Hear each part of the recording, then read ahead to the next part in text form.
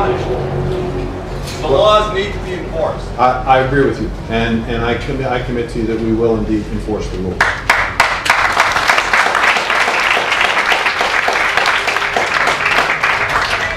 So,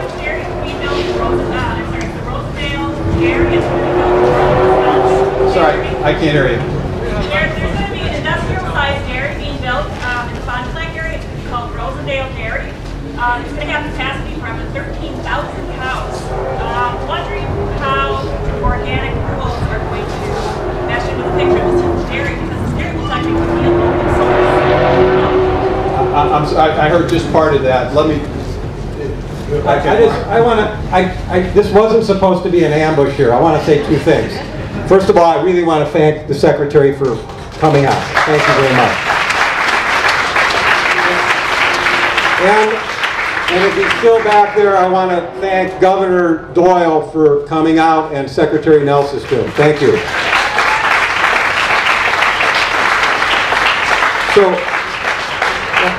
there will be a town hall session afterwards. There'll be microphones, so you'll be able to hear. You're not being discouraged from asking your questions.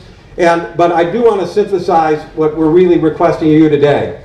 The USDA, under the Bush administration, used the rules as an excuse for not enforcing it. They said, well, the rules are nebulous and they're not enforceable. When they did actually investigate Aurora Dairy, they found them in the largest factory farm operator in organics. They found them in willful violation of the law. They overruled the staff at the NOP. They allowed them to continue breaking the law and keep illegal cattle. We'd like you to reopen that investigation, and there are a bunch of pending investigations. We don't need to wait for the new rule. We really are appreciative that you're doing that in earnest, and it will be an improvement. We need your staff to really enforce the current law, and thank you so much for your time. Thank you. Okay. You know, I think a very powerful symbolic gesture that the Secretary of Agriculture wanted to hear from us. Again, everybody who talks today will be taped. We will send that tape to Secretary Vilsack, and I think that will be powerful. The next farmer I want to call up is Jim Goodman from Waniwak, Wisconsin.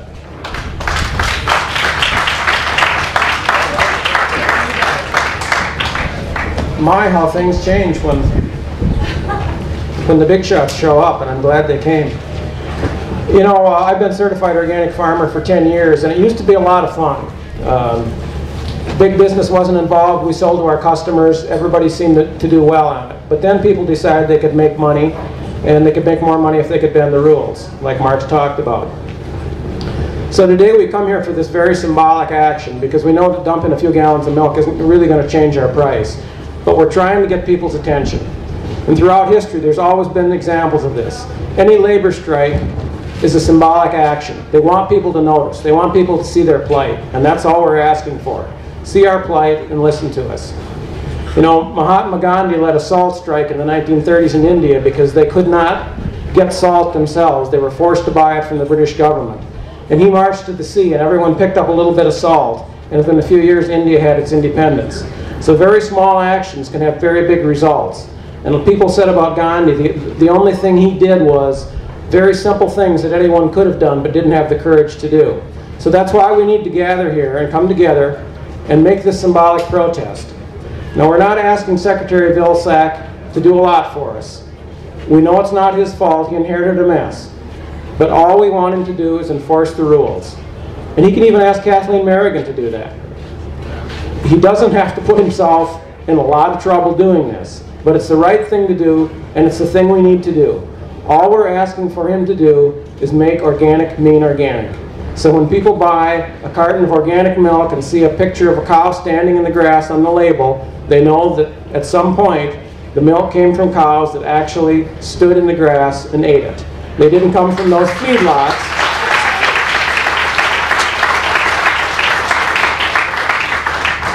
They didn't come from those feedlots that you see pictures of over there.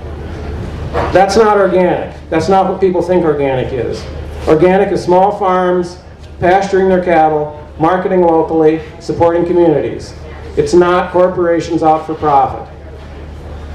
all strikes, all protest actions have always been about people's frustration and their inability to make a change. Now, President Obama told us, make me do something, hold my feet to the fire. Well, that's what we're doing. We're telling them what we need, we're expecting action, the rules are there, all they need to do is enforce them.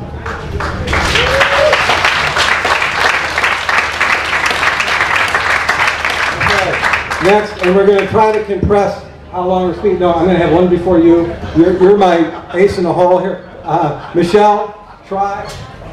You know, we built this organic industry in partnership with consumers. There's nobody who's been a bigger ally to true organic dairy people than the 275 consumer-owned food co-ops around the country. They made our market. They made our market. The grocery stores are a Johnny-come-lately.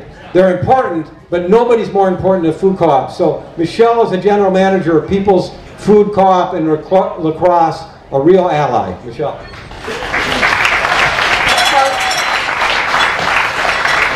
Hi everybody. I'm here to deliver one message primarily, and that's from the 4,000 member owners of People's Food Co-op, the people who buy your products.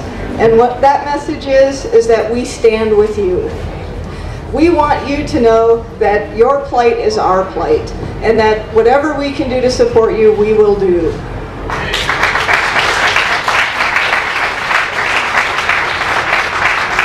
Organic is not just about what it means for producers. It's also what it means for the people who consume the products that you lovingly put together for us every single day. Organic was a label that food co-ops embraced because finally we felt like we had something that would guarantee that we could tell our consumers exactly how that product had been produced. In this country, food has become unrecognizable. People keep information from consumers. Consumers are often kept in the dark, and organic is a label that is supposed to remove the shades and open the light onto what it is that we're putting into our bodies. We want that label to be protected as much as you do. Consumers deserve to know what it is they're buying.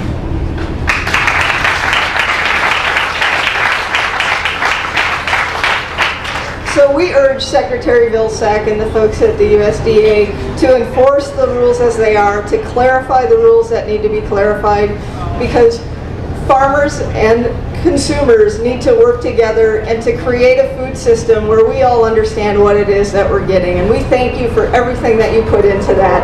And keep up the good fight. We're right there with you. Okay. I'm going to call two more people up, and then the people I want to get ready are the producers who want to come up and make a quick statement for the record. And if you've got milk to dump, bring that milk up on the stage. It's going to be either used as fertilizer or it's going to be fed to hogs. It's not going to go to waste. And if you brought non-perishable food items, bring them up. And Will Fantle, you can raise your hand. Will is the co-director of Cornucopia. Will's going to be passing the hat. And the majority of the money will all either go to the fight for organic farmers, or a sizable percentage will go for a check to the food pantries. So let's be generous with our neighbors who are less fortunate than we are. So I've got Pete Harden, publisher of the Milkweed, and Joel Greeno. Where's Joel? Okay, you're on deck. And then the stars are the farmers. We will stay here as long as it takes to get the testimony on tape. And if there are people who feel uncomfortable speaking in front of the crowd, you can come up after we break up, and I'll say a closing word when we run out of farm.